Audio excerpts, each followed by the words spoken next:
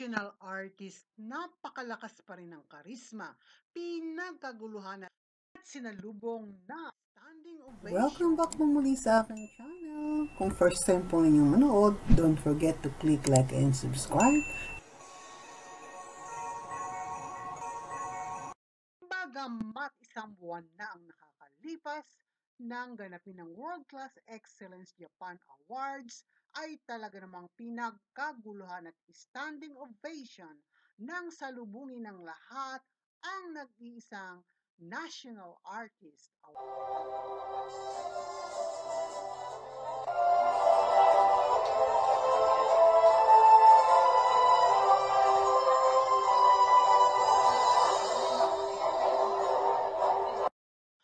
Ang naturang awards night ay star-studded at nakita natin kasama niya ang kanyang kapwa National Artist Awardee na si Ginoong Ricky Lee.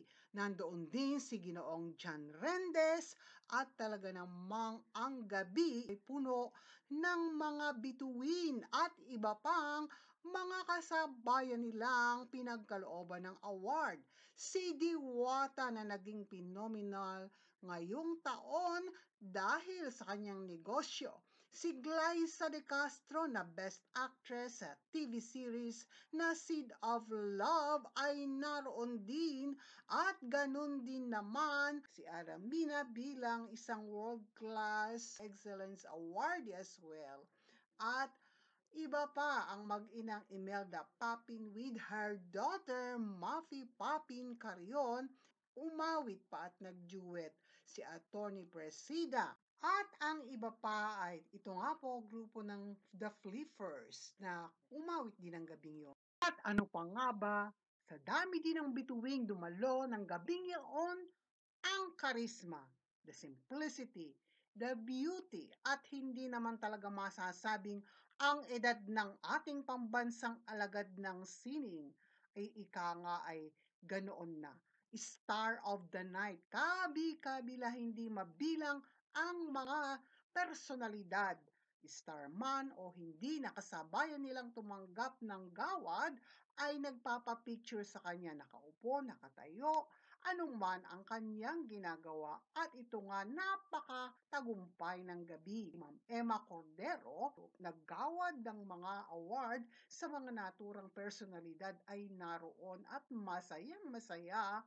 At ito nga si Ate Guy muli ay pinatunayang ang karisma ng isang bituing mula noon hanggang ngayon ay naroroon kumikinang kumikislap. Hindi lamang yon, iginagalang karespe-respeto nang siya ay dumating, sinalubong ng masigabong palakpakan at lahat ay nagbigay pugay. Tumayo ang mga naroong mga kapwa niya tatanggap ng gawad parangal ng naturang gabi. At talaga namang magpahanggang ngayon, gaya po ng request ng ilan sa ating mga kapwa Noranians, nasiyahan sila at sana nga ay muling makakita at makarinig ng ganitong mga balita pa, at inaasahan naman nating lahat na bubuhos at patuloy na magkakaroon pa ng maraming pagkilala, gawad parangal sa kahusayan ng ating pambansang alagad ng sining. At tayong lahat ng mga true-blooded Noranians ay nagpapasalamat na nariyan ang ating superstar. Hindi nawawala ang karisma, ang hinangaan nating nag-iisa, the one and only, the active among the Filipino female actors na siya namang nakarating sa kataas-taasang tuktok ng tatsulok ng tagumpay. Kay raming mga personalidad at kilala man o hindi mga naroroon ng gabing yon, tulad nito si Diwata na ating nakita na talaga namang naging phenomenal, ang sikat na businessman na nagmula sa ibaba.